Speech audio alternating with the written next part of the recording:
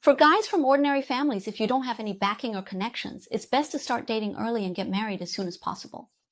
That way, once you have a wife and kids, life will gradually get better. If your family doesn't have much money and you're only making $4,000 or $5,000 a month, the longer you wait, the harder it will be to find a partner as you get older. If you drag it out too long, you might end up single for life. Don't talk about men are like flowers at 41. That's only true for men with money. Even at 80, they're still considered a flower. But how many guys really think they'll be making $1 million or $10 million a year when they're 40? As a woman in my 30s, a seasoned leftover living in Beijing, how did I end up this way? Some people say that living in Beijing as a drifter has a big impact on your views about love.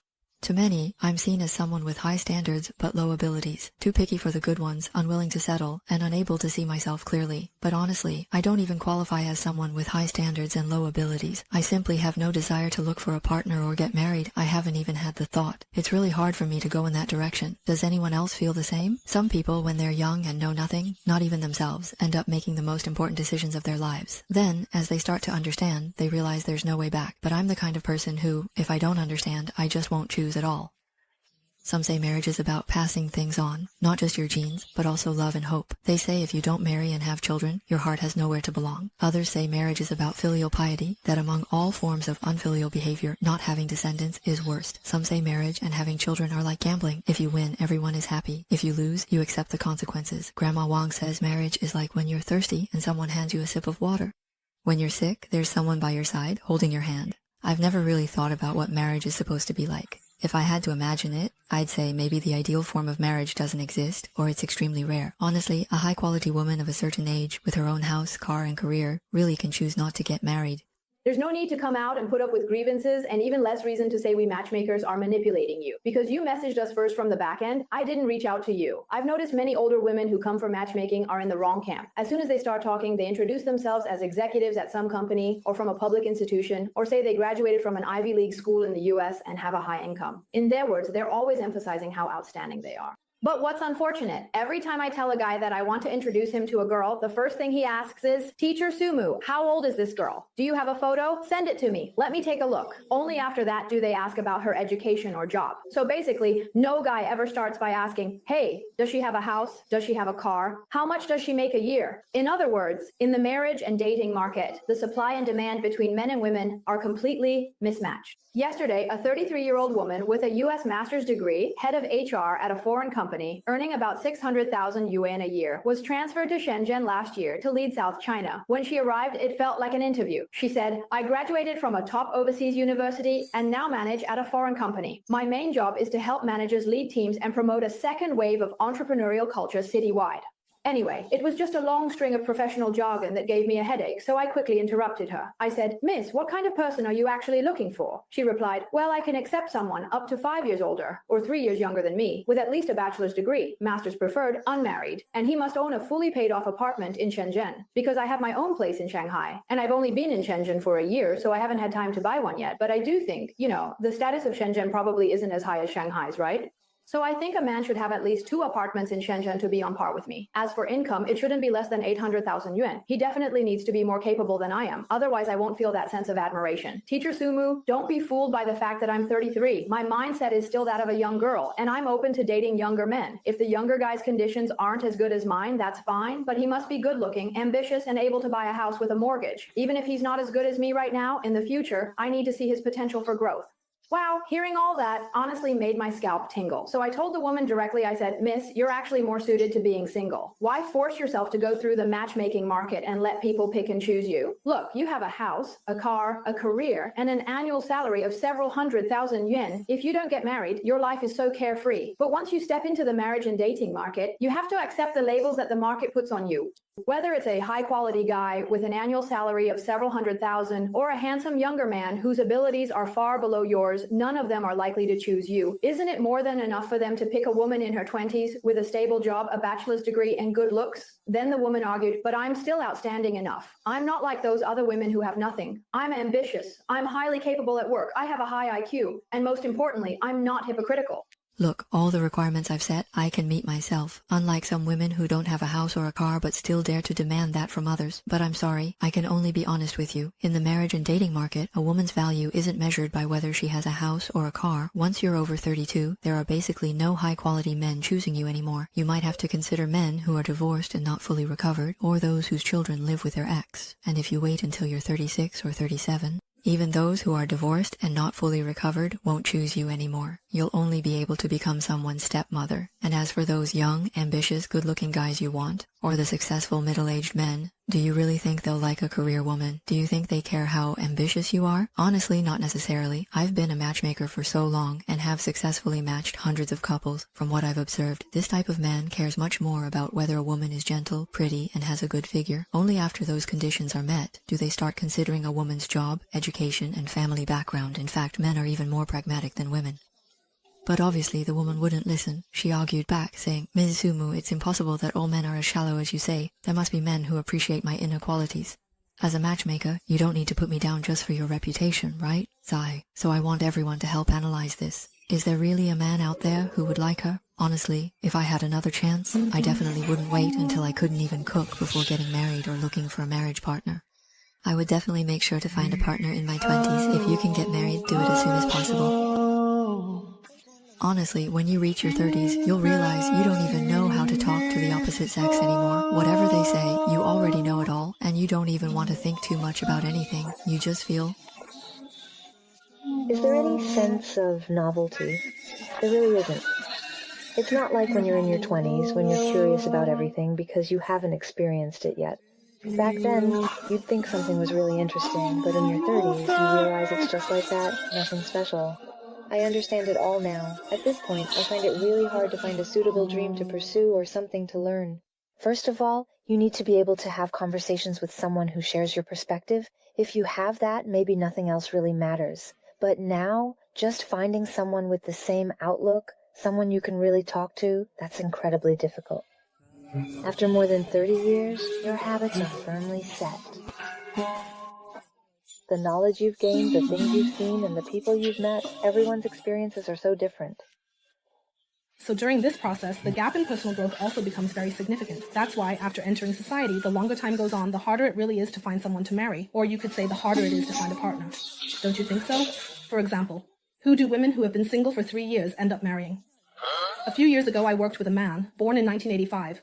180 centimeter tall, unmarried, with a master's degree. He looked very sunny and had a gentle personality. He worked as a middle manager at a pharmaceutical company, earning about 300,000 yuan a year, and he owned a house and a car in Chengdu. His hometown is in Shandong, and he also has a younger brother. His brother is a few years younger than him, 185 cm tall, with a sunny and handsome appearance, holds a PhD, and works as a civil servant in Chengdu. He married a girl from a very well-off family, which made this man quite anxious. He also wanted to find someone from a good family background. So for him, it didn't matter if a woman's looks were just average, as long as she was younger than him and a bit taller. He met 3 or 4 women through me, but he felt that compared to his brother's wife, the women's conditions were just so-so. There was always something lacking because once you start comparing, it's hard not to feel a bit unbalanced. He always felt that he wasn't much worse than his brother, so if his brother could find someone with such good conditions, he was sure he could too. That's why things with the previous women he met just fizzled out. Then one day, a woman came to me. She was born in 88 or 89, unmarried, 170 cm tall, with a PhD, working as a teacher at a university in Chengdu, Ningxia. She's also from the north and comes from a well-off family. Her parents run a construction company, and they bought her a lot of real estate in Chengdu. Villas, large apartments, you name it. It was like a perfect match falling right into his lap. I immediately arranged for the two of them to meet. After 2 months of getting to know each other, they officially announced they were dating. They dated for about a year, and then I saw the guy post their wedding photos on his social media. But what was strange was, the woman didn't post anything at all on her social media. At the time, we didn't think much of it. We just figured maybe she was the type who cared about her image, being a university teacher and all, and didn't want to share her wedding photos online. About half a year after they got married, one day I suddenly got a call from the guy. He called to vent and said, "Sister, you have no idea what kind of life I've been living these past 6 months since getting married." He told me the reason the woman came to our area to find a partner was because she had previously gotten involved with another married male teacher at her university. The wife of that male teacher caught them in the act, and it became a huge scandal at their school. Everyone knew about it. The woman's parents parents found out too, so they forced her to break it off and come here to find someone new. He said that only now does he realize why. Back when they were dating, the woman always seemed so calm and indifferent toward him. At the time, he just thought it was her personality and didn't think much of it. The woman's parents really liked him and kept encouraging the two of them to hurry up and get married. So after dating for about a year, the man and the woman held their wedding in her hometown. What's more, the woman insisted that the man's parents not attend the wedding. At first, the man thought it was because the woman felt the two families' backgrounds were too different, so he figured they could just invite his parents when they held another wedding ceremony back in Chengdu later on. After getting married, the two of them returned to Chengdu to start working. Because their workplaces were quite far apart and both of them had actually bought their own apartments near their respective offices before getting married, even after the wedding, they didn't live together right away due to work reasons. Each of them continued living in their own place, basically being a weekend couple, meeting up on weekends when the man would come over to see the woman. The turning point came one time when, after a tiring day, the man had to go home early unexpectedly and forgot to tell the woman. As soon as he opened the door, he saw a naked man rushing out of the bathroom. At that moment, he got into a confrontation with the man, called the police, and the incident became widely known at their workplace. Later, through others, he found out that this man was actually the woman's ex-boyfriend from before they got married. After this incident, the woman had a heartfelt conversation with him and promised that she would never do it again and would have no further contact with that man. The husband considered that they had only been married for a short time, still had feelings for each other, and the woman did have good qualities. She was well off, and the man didn't want to give up, so he forgave her. But as I say, with cheating, it's never just once. Soon, he found they were still in contact. They argued over this. I asked him, why don't you just get a divorce? He said that during their relationship and marriage, he had already spent 400,000 to 500,000 yuan, and the girl's mother really liked him and kept persuading him to stay. He was thinking, save up money quickly, buy another apartment nearby for both of them, move in together and have a child soon, hoping this would settle everything. I couldn't calm down for a long time because in my mind, this girl was always good and obedient. She's a PhD and a university lecturer. I really didn't expect her to be so wild, and honestly, her values are quite something. An older woman has regrets now. She's finally woken up completely. Yesterday, after a girl born in 1994 came to see me, she shared a lot with me, just speaking from the heart. She said that when she was younger, her relatives and friends introduced her to a lot of outstanding men. Back then, she felt she was pretty good herself, so she was quite picky. She couldn't understand this one, didn't like that one. Sometimes she didn't even want to date at all, and her standards were just too perfect. She always thought there would be someone better waiting for her in the future. And just like that, she slowly let herself get older. Now, the people she meets on blind dates really aren't as outstanding as the men she met before. If those men were really that great, they would have gotten married long ago instead of still being single now. She truly regrets it. She says that now she just wants to find someone with similar conditions and she's willing to meet people, willing to genuinely look for someone. She wants to get married as soon as possible and doesn't want her parents to worry about her anymore. This girl honestly is quite good looking. She's 166 centimeters tall, weighs 53 kilos and works in administration at a company earning a little over 5,000 yuan a month. She says her family only asks for a bride price of just over 60,000 yuan just as a formality and it can be brought back.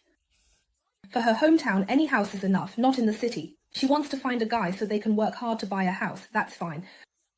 For both men and women, once you pass that golden age, it becomes hard to find someone suitable. Some older single women still find partners even when they owe hundreds of thousands in debt. For example, a 34-year-old whose business failed, owes 600,000, wants to marry and have children, has average looks but a good personality and character, and hopes to find a motivated, responsible partner willing to share the burden. Are there men who don't mind a woman having debt? Whether any are willing, I don't know, but most are afraid that after paying off the debt, things might not work out. You hear stories about boyfriends helping pay off 600,000 in debt. Do I have to sacrifice my happiness and marry him because of that? If my boyfriend helped pay off 600,000 in debt, does that mean I can't ask for a bride price? My husband keeps bringing up how he helped pay off 600,000 before we got married. Does that mean I have to do more housework after marriage? My husband always uses the fact that he helped pay off 600,000 before marriage to manipulate me. But my colleagues are so understanding towards me. What should I do? Now my husband wants a divorce and is asking me to pay back the 600,000 he helped me with before marriage. Does that mean I served him for nothing all these years? And back then, he was willing to do it. If you go through all this, who wouldn't be scared? Even TV dramas wouldn't dare write it like this. Are you trying to solve your problems through marriage? It's not that it's impossible. After all, in ancient times, there were contracts for selling oneself to bury one's father. Those were actual indenture contracts. But what about in today's society? Agreements like that definitely have no legal effect. But you could sign a prenuptial agreement to show your determination. For example, if you get divorced, you leave the marriage with nothing and pay back the 600,000. Maybe you could find two people brave enough to agree to that. There's a guy in our group who, after his divorce, was approached by a girl he used to pursue. The guy told me himself. He was born in 1987, and so was the girl. But now, after the guy's divorce, his child is already 8 years old, while the woman has remained single all this time. He said that when they were having dinner, he noticed fine lines on her neck, and her skin wasn't as flawless as before, and he felt a bit sad inside. He said, I really liked this girl back then, but she didn't like me. Later I got married and had a child, and now my kid is already 8, while she's still alone. Although he said he sincerely wishes her well, seeing her current state, he couldn't help but feel a slight sense of schadenfreude. It was like a kind of vengeful satisfaction. Back then, they both entered the civil service in Hangzhou at the same time, and their relationship was rather ambiguous. Not quite a couple, but they would eat together, go shopping, and hike every day. They weren't officially together, but it was even closer than being a couple. However, the woman had a graduate degree and started out as a deputy section chief, while he was just an ordinary staff member. The woman always looked at him with the perspective of an older sister or a leader. She taught him how to climb the ranks, how to build good relationships with the leaders, and so in this way they missed their chance with each other. After getting married, the man started his own business and he became successful. As for the woman, she's still single to this day. At that dinner, the man said the conversation went pretty well, but he wouldn't accept this woman anymore because she's already old now. Isn't that heartbreaking? This proves the truth. At a certain age, you'll realize that the person you once looked down on now looks down on you. Have you ever heard the term high-quality leftover women? Don't you think this term is a bit contradictory? If you're already left over, what's so high quality about it?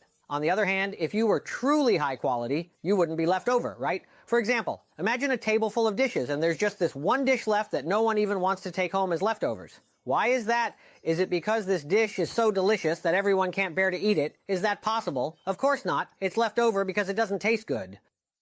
You go to the supermarket to buy oranges, and all of them are sold out except for one. Do you think it's because this orange is big and round, so no one wants it until tomorrow? Or is it because it's small and shriveled, so no one wants it until tomorrow? Of course, there's another possibility. Maybe a tangerine thinks it looks pretty much like an orange, so it jumps from the tangerine bin into the orange bin. They're all wearing yellow jackets anyway. What's wrong with me, it thinks. But customers have sharp eyes. A tangerine is a tangerine, and an orange is an orange. How could they be the same? Gradually, all the real oranges get picked, leaving only this tangerine pretending to be an orange. Even it feels awkward about it. He thinks to himself, maybe I should just go back to being a tangerine. Tangerines are 1.5 yuan for 2 jin, while oranges are 10 yuan per jin. But when he looks over at his tangerine friends in the tangerine section, he hesitates. He can't go back. He'd be laughed at and lose face. So he decides, I'll just lower my price a bit. He drops the price from 10 yuan to 8, then down to 6, and even down to 3 yuan.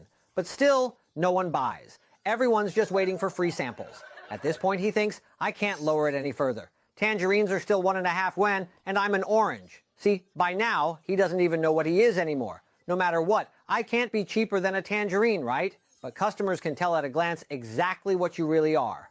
Even when it finally starts to rot, it's still stubbornly insisting, it's not that I'm not worth this price, it's just that no one can afford me, no one deserves to have me.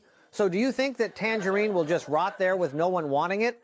Maybe, maybe not. We'll come back to that at the end. First, let's talk about why this tangerine isn't selling. It's not because it's bad, it's because it's not worth the price. Otherwise, why were all the oranges bought except for this one? Because it was never an orange to begin with. After hanging around in the pile of oranges for so long, it lost its sense of self, brainwashed itself into thinking it was an orange. But even if, for argument's sake, you really are an orange, who doesn't pick the biggest and best fruit when buying? As long as you're good enough, even if you're a bit more expensive, someone will still want you.